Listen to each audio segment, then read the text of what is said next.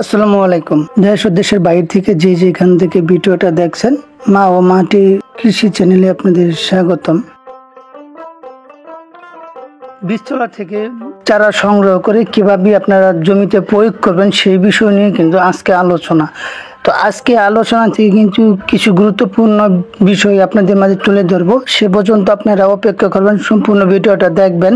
সম্পূর্ণ ভিডিওটা দেখার অনুরোধ রইল। আজকে কিন্তু গোপন কিছু টিপস আপনাদের সাথে শেয়ার করব।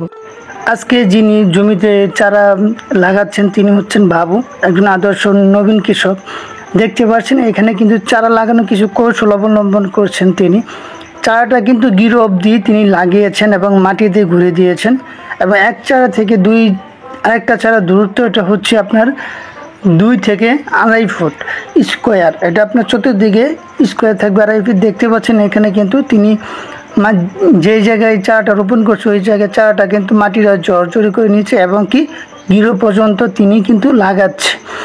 আর যদি বেশি আপনারা লাগান বা বেশি গর্ত করে লাগান তাহলে কিন্তু আপনার চারাটা মারা যাওয়ার সম্ভাবনা থাকবে বেশি, এবং কি চারাটা চিকন হয়ে যাবে।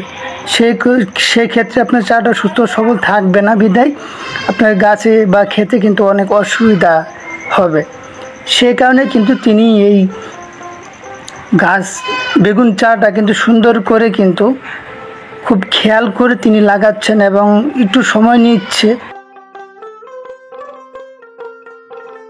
আসলে আমরা অনেকে দ্বিধার মাঝে পড়ে যাই, আসলে বেগুন গাছের চারা কত দিন বয়সে কি লাগাতে হয়।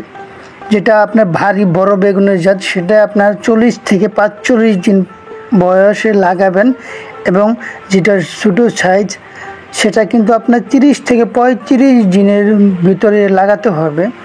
এটা বেগুনের গাছের সূক্ষ্ম একটা নিয়ম, সেটা আপনাদের মাঝে তুলে ধরলাম। চারা তিনি কিন্তু গোবর দিয়ে তার পরবর্তীতে কিন্তু তিনি জমিতে প্রয়োগ করছেন। এখানে ব্যাকটেরিয়া বা জনিত কোনো সমস্যা যাতে না হয়, গাছের গোড়ায় ডলে পড়ার সমস্যা যাতে না হয়, সেই কারণে কিন্তু তিনি এই বেগুন গাছের চারা কিন্তু গোবর দিয়ে শোধন করে তারপরে জমিতে প্রয়োগ করছেন। দেখতে পাচ্ছেন আপনার যতটুকু গিরো পর্যন্ত তিনি কিন্তু রোপণ করবেন। শিকড় যে পর্যন্ত আছে সে পর্যন্ত তিনি কিন্তু রোপণ করবেন।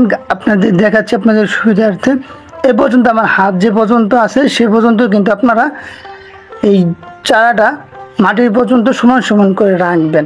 এতে আপনার জমিতে গাছ সুস্থ সবল থাকবে এবং আপনার প্রত্যেকটা চারা কিন্তু সুস্থ থাকবে, এবং জমিতে সার বা প্রয়োগ করলে সেটা কিন্তু দ্রুত শোধন করে নিতে পারবে।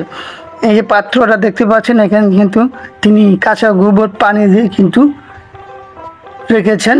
বীজতলা থেকে গাছ সংগ্রহ করে তার পরবর্তীতে এটা ভিজিয়ে তার পরবর্তীতে জমিতে প্রয়োগ করছেন।